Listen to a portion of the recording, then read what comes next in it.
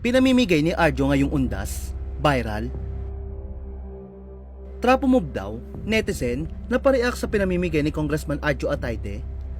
Matagal nang mainit ang pangalan ni Quezon City 1st District Representative Arjo Atayde sa social media dahil sa kanyang pagkakadawit sa bilyon-bilyong pisong flood control project corruption. Sa mga napaunang balita noong mga nakaraang buwan, nadawit ang kanyang pangalan dahil isa siya sa mga pinangalanan ng mag-asawang Diskaya sa mga tumatanggap umano ng mga kickback sa mga flood control projects na ito. Ayon sa mga Diskaya, kasama si Arjo Atayde na nakatanggap ng milyong-milyong piso mula sa kaban ng bayan bilang kickback sa mga flood control projects sa lungsod ng Quezon City. Subalit, mariin naman niya itong itinanggi sa isang pahayag. Gayunpaman, kumakalat pa rin online ang mga larawan niya kasama ang mag-asawang Diskaya. Ayon sa mga netizen, nakalimutan niya umano mag-delete ng pictures kaya pinutakti siya ng pambabash.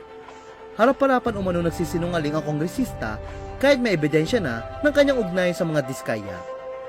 Dagdag pa rito, na-question din ang kongresista at kanyang asawa na si Maine Mendoza sa lagi nilang paglabas ng bansa. Lagi kasi nasa abroad ang mag-asawang Atayde at tanong ng mga netizen, nagtatrabaho ba itong si Atayde?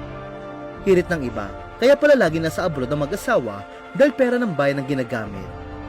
Sa isang pahayag, ipinagtanggol naman ni Maine ang asawa. Hindi umano galing sa nakaw ang kanilang yaman, kundi sa kanilang pagsisikap bilang mag-asawa. Pero maraming netizen ang hindi naniniwala dito. Sigaw nila, sana si Alden na lang Maine. Matatandaan ang tambalan ni Maine Mendoza at Alden Richards ay isa sa mga pinakasikat na love team noon.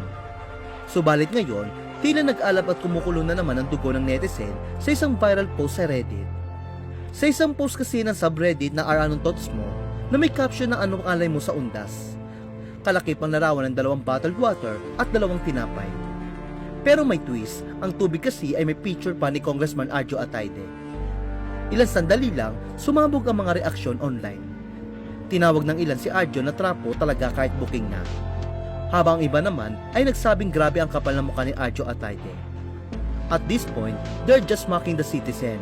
QC gumising kayo. Komento ng isang netizen, kahit ano pang pagbabango gawin niya, korap pa rin, kasuhan yan at dapat makulong.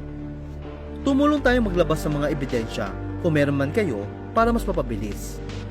Sa ngayon, nananatiling tahimik si Atayde sa gitna ng patuloy ng pagkalat ng mga post patungkol sa pagiging trapo niya at paglalagay umano ng kanyang muka sa mga ipinamimigay niya sa kanyang mga constituents sa Quezon City.